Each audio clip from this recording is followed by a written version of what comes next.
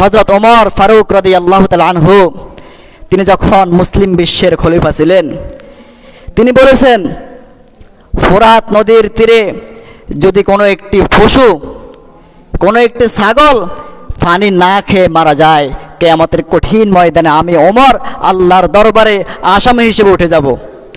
এতভাবে তিনি জবাবদিহিতা নিজেকে রাখতেন।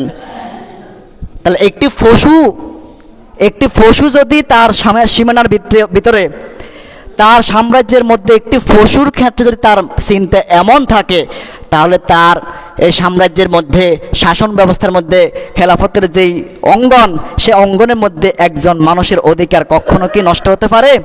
কখনো নষ্ট হতে পারে না। তিনি বলেছেন, দজলা নদীর তীরে যদি কোনো একটি পশু আঘাতপ্রাপ্ত হয়, এই আঘাতের কারণে কিয়ামতের দিন আমি ওমরকে আল্লাহর দরবারে জবাবদিহিতা করতে হবে।